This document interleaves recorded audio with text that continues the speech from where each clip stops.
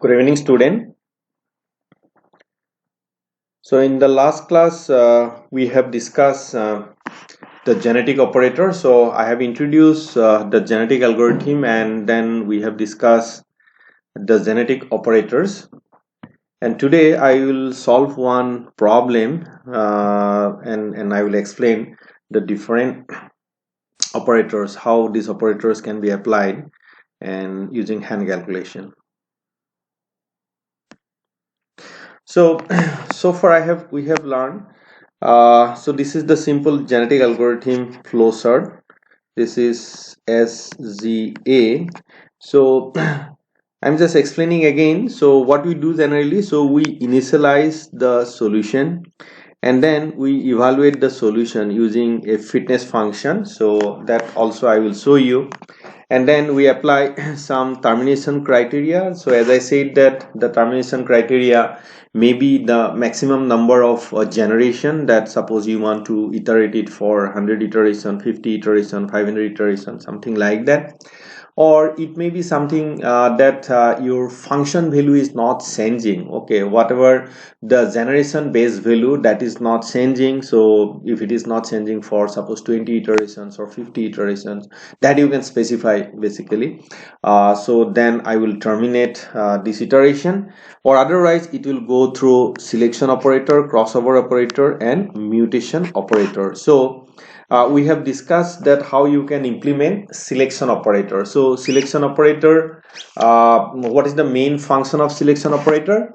The main function is that it is eliminating the inferior solution, the worst solution. It will eliminate from the population pool, and we are making multiple copies of the base solution or better solution. Okay, so this is just acting like a filter mechanism. So it's just like a filter that you are trying to basically eliminate the inferior solution, and you are getting multiple copies of the your better solution, or the base solution will have certainly multiple copies.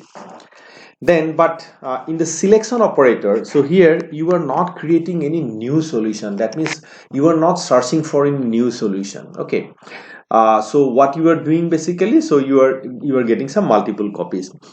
Now the crossover and mutation, so these two are the main search operator. That means you are creating some new solution. So we have discussed the crossover operator. So what crossover operator is doing, it is creating some new solution near the parent. So we are taking two parents, and then they are going for crossover, and they are producing two offspring, and these offsprings, as you have seen, so this will be near to the parent. So what you are doing basically, you are doing some local search. Okay, so whatever solution you are creating, it is near the parent. So you are trying to explore the region near the parent solution. Okay, so that is basically idea of crossover. So that you are doing, and as I said that crossover is convergence in nature. So what is happening, you are near the optima, or basically you are going towards the optima. It's convergence is nature. Slowly you are going towards the optimal solution. So that is the function of crossover.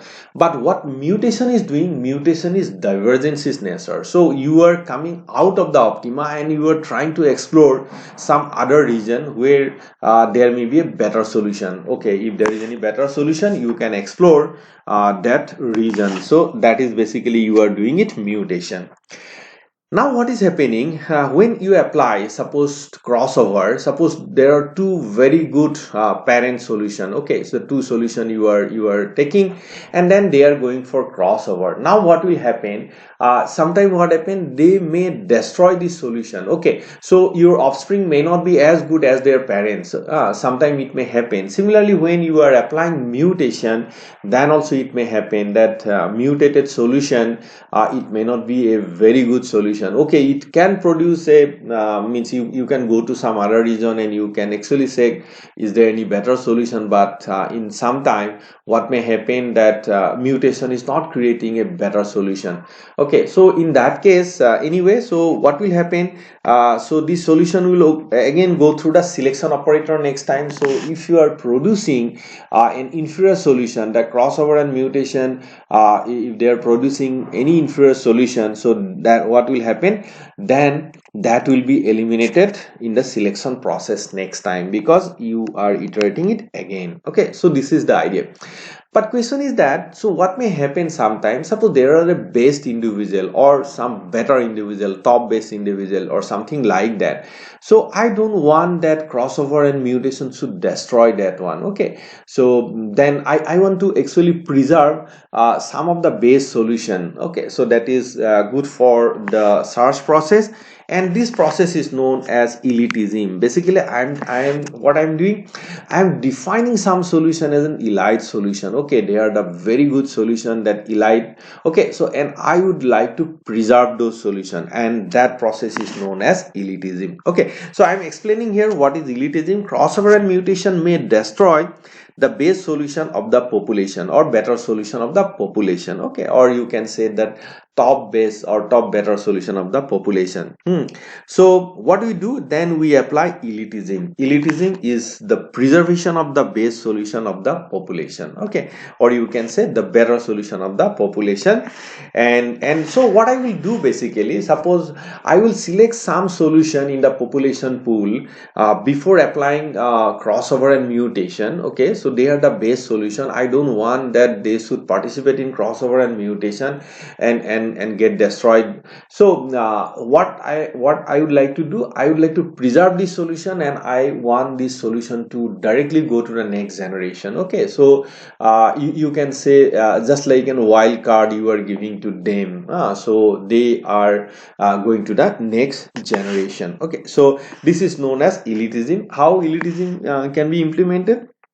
It's a very simple way I can eliminate. So I can sort the data, and that few base solution either in percentage or in number. So I can say that 5% of the base solution, that means if you have 100 solution, then 5 base top base solution, what they will do, they will directly go to the next generation. They will not participate in crossover and mutation or something like that. Or I can also do it in number. Okay, so maybe 5 solution or 10 solution or something, I put a number that this solution they are very good solution based solution, so I would like to preserve them, and this process is known as elitism. Then what you will do, basically, so in here basically, so you will also apply somewhere here, you will also apply elitism. Okay, elitism. Okay, elitism you will apply. Maybe this is one of the process. Okay, so what you are doing, basically, so you are doing selection, then you are doing elitism, then you are doing crossover, then you are doing mutation. Okay, and this process will continue, and this is basically the genetic algorithm. So we call it simple genetic algorithm, or SGA. So I hope this is clear to you. If it is clear, then let us go and see one example problem. Okay, before that, I just like to, because we are using some of the nomenclature, something like that, we are using population. Okay, so this is basically what is existing in nature. Okay, so population is nothing but, as I said, it's a set of solution. In mathematics, we'll call set of solution. This is population, and we call it individual. So individual is nothing but solution to a problem. Okay, solution of a problem, so that is basically an individual. Or so basically the population is consist of individual or set of solution. Okay, then fitness, we are using fitness. We are telling that those who are fit, they will survive. But what does it mean? That is the quality of the solution. Okay, so I can say that this quality of the solution is better, so they are your basically means, suppose they are good solution, and something they should propagate. Okay, and chromosome. uh, Chromosome, so chromosome is nothing but the encoding for a solution. That is your chromosome, And what is gene? I also explained that part of encoding solution. So chromosome is consist of gene, and basically what we have done, we have encoded the solution, and part of this encoded solution is known as gene basically. So this is the basically your mapping between Nassar and computer. Okay, Nassar to computer mapping. Now let us see the example problem. So I have taken a very simple example problem just to explain the process of genetic algorithm. So what is this this example problem? Maximization type problem, and maximization of sin pi x. Okay, and x is between 0 and 1, including 0 and 1. So x is, so if I plot this, so this is the plot, this is the plot of this is sin pi x. Okay, so this is the plot, and basically so maximum value is at 0.5. So basically you should get x star equal to 0.5, something like that. So this is the solution, and I'd like to maximize this particular function, okay, using genetic algorithm, and I will do the hand calculation here. Okay, now to start the solution process, what you have to do, you have to take a couple of decisions here. Okay, so what is the decision? The decision is that how many binary bit you would like to consider. Okay, so binary bit you like to consider, suppose in this case I have considered 6 binary bit. Okay, so that means it is basically, so 6-bit string I have considered. So all 0000 means it is 0, and all 11 means it is 1 basically. So I've done this mapping. Okay, so mapping, and this is the decision you have to take. Now how to take this decision? So this is depend upon, so when you are converting your decimal value, that is a continuous value, to a your binary value, so what you are doing basically, you are discretizing your solution space. So now your solution space is no longer continuous if you are converting it to binary bit. So therefore what you have to do, you have to actually select a precision value. So as I said that this is the precision value, or I can say that this is pi, it's a precision value, and this is x, your max, okay, minus x mean. Okay, x mean 2 to the power l minus 1. So now what you can do basically, you can do two ways that I can find out the precision first. Suppose I need a precision of 0.001. Okay, so in that case this is x max is 1 minus 0, then 2 to the power l minus 1, and from here I can find out what is the value of l basically. So I can find out the l, and that should be the string length. Is it clear? That should be the string length. So depending upon, now if your precision is increasing, then string length will increase. Okay, so what precision, suppose if you want a 001, this some value of l you will get. Suppose you want to get 10 to the power minus 6 precision. Okay, so then your length of l will increase. So therefore first you have to take what precision you need. Okay, so what accuracy you need, and then basically so you can basically select the length of the string. Okay, so for a particular variable, so how many bits you want to put for a particular variable. So in this case I have considered, you can also check, suppose the precision here is I have considered 6 bits, so x to max minus x mean. Okay, so x max minus x mean 2 to the power l minus 1, so I am getting this is 1, and 2 to the power 6 minus 1. You can calculate, and this is the precision you are getting. All right, so anyway, so you can consider the precision, and basically you can take a decision on string length. Okay, so this is the number one decision you have to take. Then number two decision is that what is the population size. Population size is what should be the population size. Now question is that if suppose the string length is large and population size is small, so you will not be able to explore that one. There is no hard and fast rule, but generally what we do, generally we take 10 times of the or something like of the string length. Okay, so the population size, if your string length is suppose your 6, so you may go up to 50 population or 60 population, something like that. So there is no hard and yeah, so first rule. So but what you can do, you can also select that, suppose you are selecting 30 population, just see whether, and then you can actually do some experiment that what will happen if your population size is increasing. Okay, so now question is that you should always take take a note that once you are increasing your population size, that means your computational burden will increase, is not it? So you need more function evaluation. Suppose 60 population means every iteration you are doing 60 function evaluation, is not it? So 60 solution, so 60 and you are doing 100, that means you just say how much function evaluation you are doing basically. So therefore you have to take a decision on that. It should not be very small, so that you are not exploring the region, and it should not be very large, so otherwise your computational burden will increase. Okay, so therefore you have to take a decision on this. So because this is a hand calculation, I will not be able to consider more population, but here I have considered a population size of 4. Okay, just to show the process of simple genetic algorithm.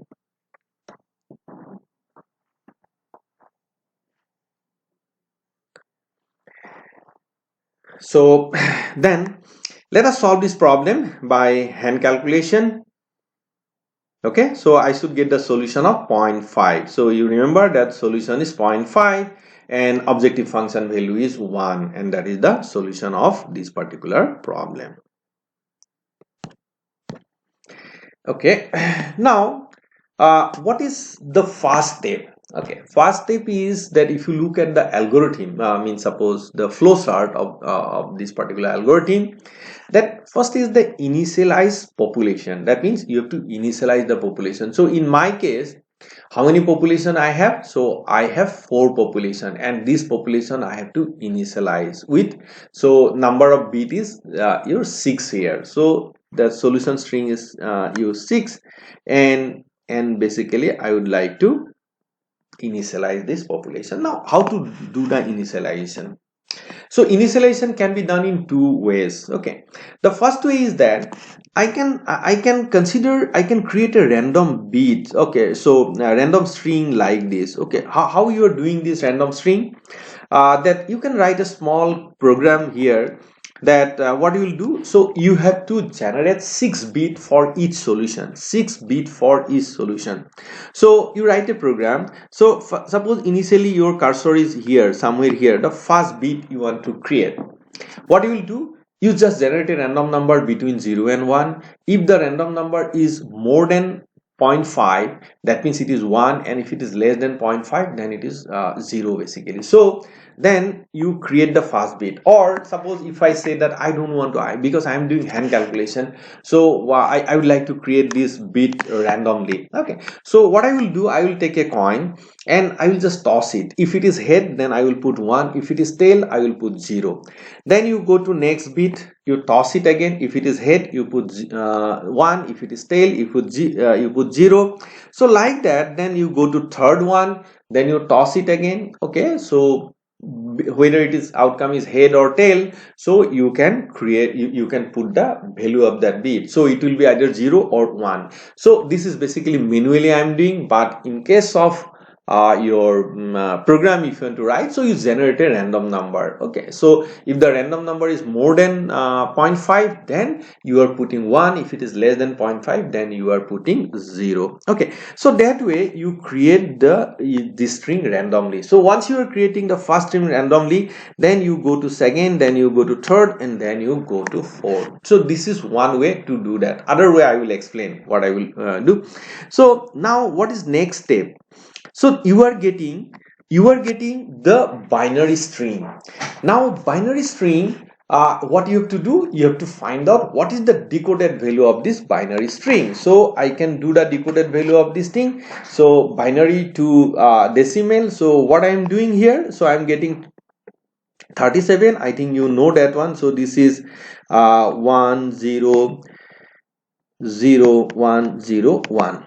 Okay, so this is 2 to the power 0, 2 to the power 1, then 2 to the power 2, okay, then 2 to the power 3, 2 to the power 4, and 2 to the power 5. So what you are getting, this is 1 into 1, okay, then 0 into 2, then 1 into 4, so plus 1 into 4, then 0 into this, 0 into 8, and 0 into 16, and 1 into plus 1 into 32. Okay, so what you are getting, you are getting 37. Okay, so this is, you are getting 37. So this is the decoded value of 37. Similarly for here, decoded value of 12, this is 52, and this is 46. Clear? So I am getting the decoded value. So this is the second step. So in the means here I have calculated using means suppose that I have used hand calculation. But if you want to write a program, so you can write a program. So in computer you can easily convert it to decoded. You can calculate the decoded value. Okay, now what is the real value, that decimal value you are getting? So what I am doing, I am using this mapping. Okay, so this mapping I am using here. So mapping here is that this is x. Suppose I would like to, how I am getting these values point. So this is x equal to x min is 0 plus what is x max, this is 1 minus 0, 2 to the power 6 minus 1 into decoded value, and decoded value is 37. So if you are doing that one, so you should get 0.587. Okay, so similarly, so if you are writing if you are writing 12, then you should get 0.19. If you're writing 58, then you should get 0.921. And if you are multiplying with 73, then 46, you should get 0.73. Is it clear? So I'm getting the value of x using this mapping, and as you know that this is for a particular value of precision. Okay, so now next is calculate the objective function. So objective function is, what is objective function? The objective function is f equal to sine pi x. Okay, so this is objective function, and if I calculate the objective function value, so I'm getting 0.96, 0.56, 0.25, and 0.75. Okay, so this is the objective function. And then the fitness function. So the fitness function, because this is a maximization problem, so what I can do, I can consider the objective function as a fitness function. So what does it mean? That if your function value is more, that means the solution is better. Okay, so therefore I'm calculating the fitness function same way. So objective function and fitness function is same. That, but if I have said that one. But if you have a minimization problem, then probably you can use fitness function 1 by f. So in just to convert the minimization problem to a maximization problem. So in that case, I can say that the fitness value is more, means the solution is better. But in this case, because it's a maximization problem, so what I'm doing, I'm considering the fitness function means the objective function as a fitness function. Okay, now what is then after that, what I have to do, I have to apply the selection operator. So what I have done here, I have initialized the solution, I have decoded the value, and I have calculated the fitness function value. Okay, then anyway, so I am not checking the termination criteria, just I would like to show you one iteration. But you can check whether you have got the optimal solution. Otherwise you can say that, okay, I would like to do this iteration for 10 times, so this is the first iteration, so you are continuing. Okay, so next is I have to apply the selection operator. So in this case, I am applying proportionate selection. I am not applying the roulette wheel or the tournament selection, but I am using proportionate selection. Okay, so for applying proportionate selection, what I am doing, I am calculating the relative fitness. Okay, so relative fitness.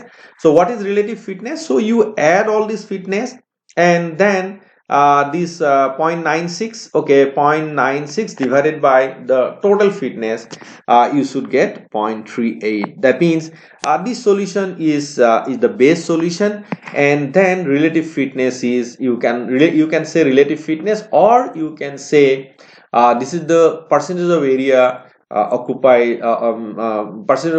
percentage of area that particular solution will occupy in the roulette wheel. So this is 0.38, and then this is 0.22, 0.10, and 0.3. So this is the relative fitness. Okay, so, or you can say that this is the area that particular solution will occupy in the roulette wheel. Okay, so therefore what I will do, I will calculate. So as I said that I have applied the proportionate selection. So what is the expected count now? Because you have total 4 solution, so 4 into 0.38, I am getting 1.53. 4 into 0.22, I am getting 0.89. 4 into 0.1, this is 10, so I am getting this is 0.39 or 0.4, and this is I am getting 0.13. Okay, so this is the expected count, but as I said that this is the expected count, but actual count will be the rounded value. Okay, so I am just doing that one. Then because this is 1.53, so I am getting 2.89, I am getting 1, and this is 39 or 0.4, this is 0, and here this is basically 1. Okay, so you are getting total 4 solutions. So what is the, I said that what is the purpose of selection operator? The purpose of selection operator is to create multiple copies of the base solution or better solution. So in this case, the base solution is the first solution, and I'm getting 2 copies of the first solution, and the worst solution is third one, that is eliminated. So we are not getting any solution, or not getting any copy of the third solution, and other solution we are getting your 1 or 2 copies. So in this case, I'm getting 1 copies of the second solution and 1 copies of the third solution. And what is the another purpose? The another purpose is that you are preserving the total number in the population pool. So it was 4. Now also after applying selection operator, it should be 4. So we are getting 4 solution. Okay, I hope this is clear to you. So what we have done here, so we have applied the selection operator, and after selection operator, so we are getting this solution, and then this solution, what is this solution will go to the mating pool, is not it? So this solution will go to the mating pool for next operation. So what is next operation? The next operation is crossover operator. Okay, so let us see the crossover operator now. So this is the mating pool. Okay, so mating pool, so what is happening here?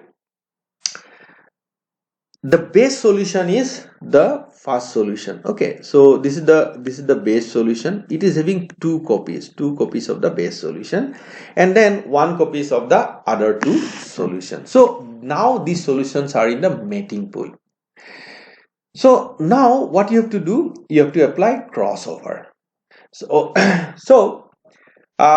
because this is a hand calculation, but if you are, when you are writing program, the actual procedure is that these solutions will be in the population pool, and you are selecting 2 solution randomly. Suppose I have selected these 2 solution randomly, so therefore that this solution, that 1 and 2 is coming, and 3 and 4 is coming, something like that. So in this case, because this is a hand calculation, so I just consider that okay, the first 2 solution will go for mating, and then third and fourth will go for mating. Okay, so these are this first and second, and third and fourth. But when you are writing program, this has to be done randomly. So you are selecting 2 solutions from the population pool, and then they will go for crossover. And before going for crossover, what you will do basically, so you will generate another random number, and and if that random number is greater than the crossover probability. So as I said, that crossover probability you should keep means a little bit high value, that means 0.6 to 0.95. But in this case, in the hand calculation, so I have considered crossover probability of 1. That means everybody will go for the crossover. Okay, so everybody will go for the crossover. Now, so I have decided what I have decided here. So, or it may be means suppose using random number, or that the first two solution will go for crossover, and the means 1 and 2 will go for crossover, and then third and fourth will go for crossover. So 1 and 2, after crossover, what they will do, they will create another two new solution. Okay, I can say child 1 and child 2, or offspring 1 and offspring 2. Now to do the crossover, so what you have to do, you have to generate a random site. And as I said, how to generate a random site, suppose now you have a total means total string length is 6 here, so you have 6 bit your binary 6 bit string.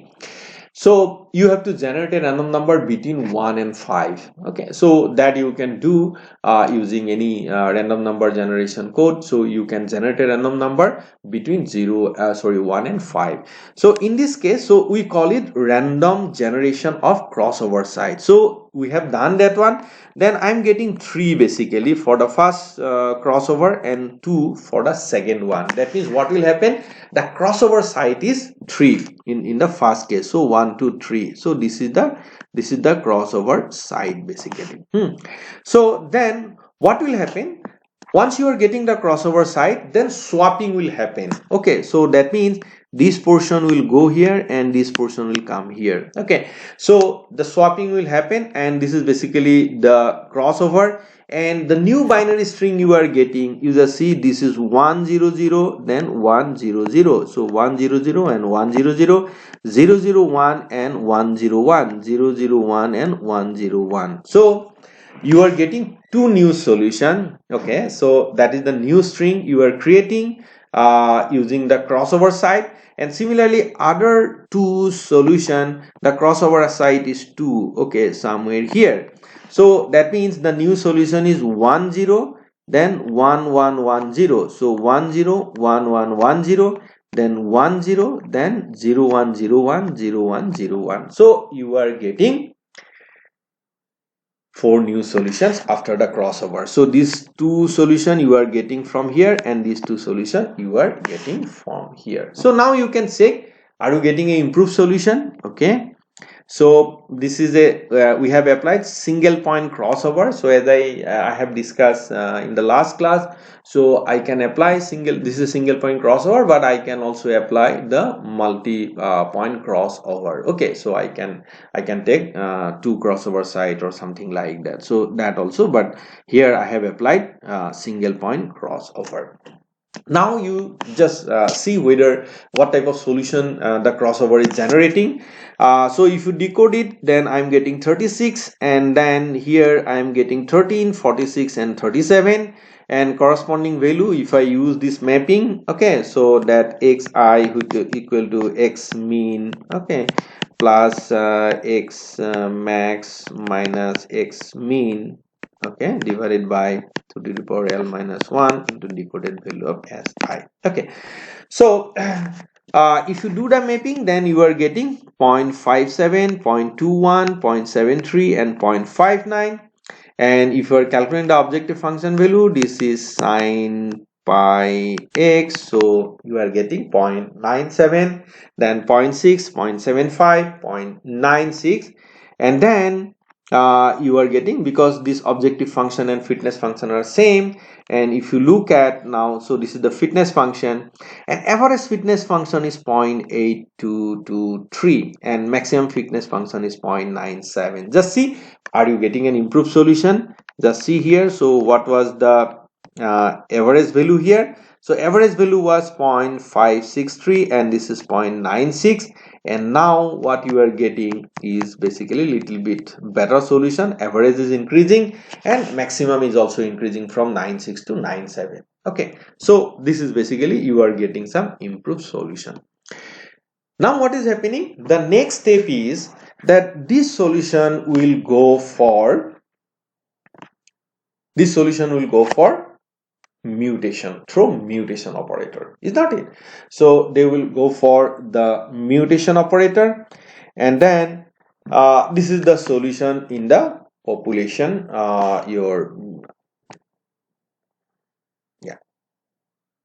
So this is the solution you are getting after crossover. Okay, so now next you have to apply the mutation operator. So how you are applying mutation operator? So I explain it that. So what you have to do, you have to move bit by bit. That means from first bit to the last bit. Okay, now you are here at the first bit.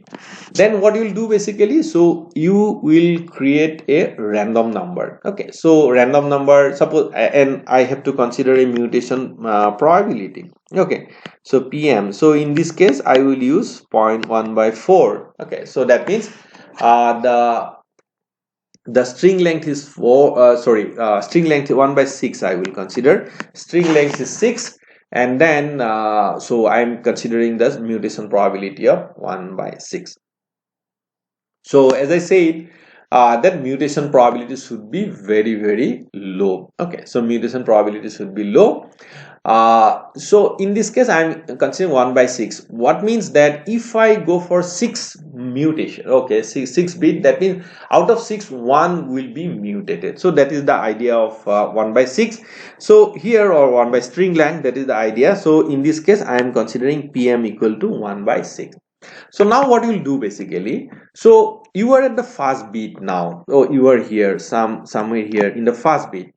Now what you will do, you will generate a random number. If the random number is less than 1/6, that means you will mutate that one. Otherwise you will not mutate, you will move to the next bit. Okay, then again you will generate a random number. If the random number is less than PM, you will mutate it, otherwise you will not, like that. So in this case, in the fourth one, the random number is less than mutation probability, so we have mutated means that if it is 1, I am converting it to 0. Okay, or if it is 0, then I will convert it to 1. So that is the only option we have, because this is your binary binary bit. Okay, so in the second case, for the first bit, the mutation probability is, so whatever means random number you are generating, that random number is less than the mutation probability. So in this case it is 0, so you are converting it to 1. Okay, then for the third one, that the third bit, in the third bit the random number is less than PM, so you are converting it to 1 to 0, and for the fourth one you are converting it to 1. Okay, so therefore this is the solution you are getting after mutation. Okay, so if you are looking at this mutation, so as I said, so what will happen if there is a sense in the right hand side bit, then corresponding sense in the decoded value is very less. But when there is a sense in the left hand side bit, suppose you can see basically, suppose if I consider this particular bit and what is the value of this particular bit. So originally the value is 0 0 1 1 0 1, and after mutation you are getting 1 0 1 0 1 1 0 1.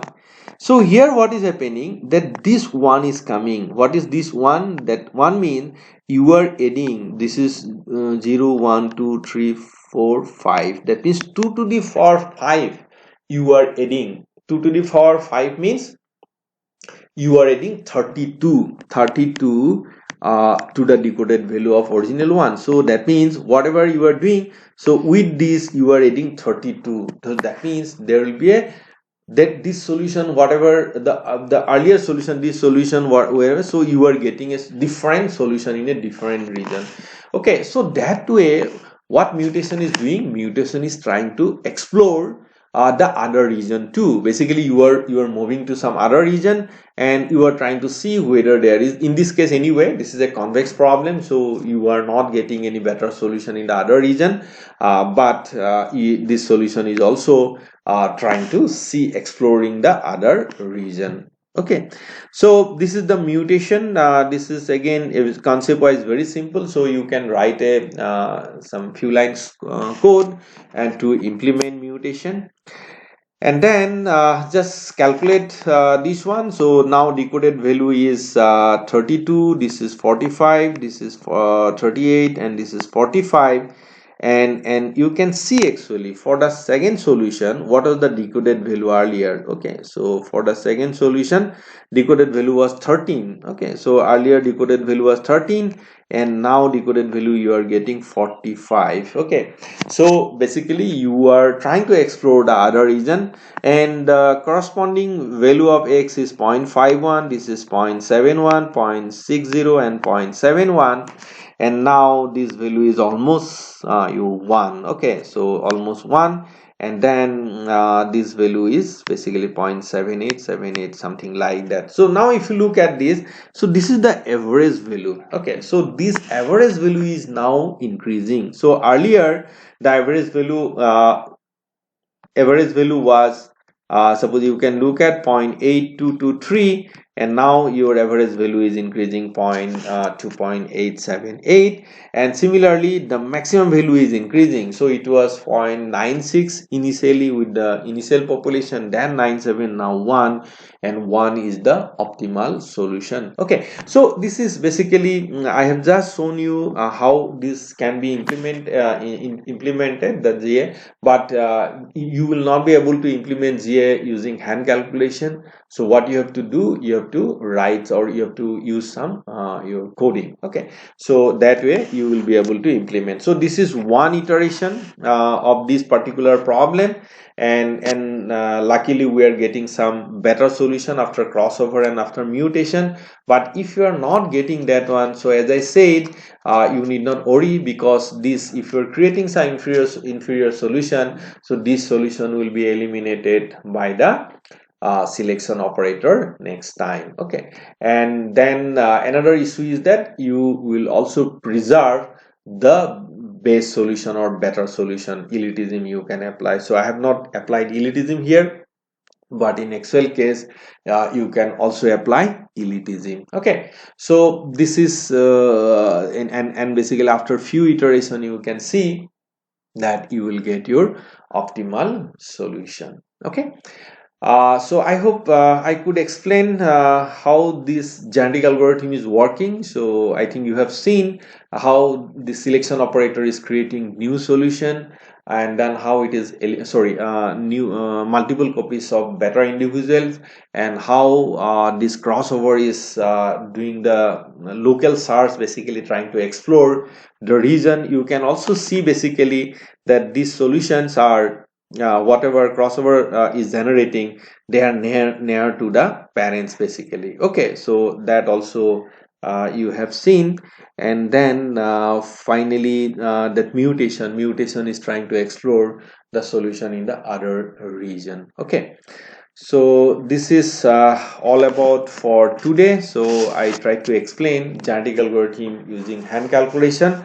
I hope the concept is clear to you now. So anyway, so when you are solving a real problem, so you have to use some software. So I will try to explain this software either using R programming or MATLAB. So you can use any one of them. MATLAB is also very good, and there are some libraries also available in R programming. So I will explain through either MATLAB or R, so you can use, and these functions are there. Okay, so we can solve a problem with real world problem with genetic algorithm. So let us stop here. So if you have any question, you can ask me. Okay, so yeah, I'll be yeah, you please ask, you can ask me if you have any question. Okay, so thank you very much.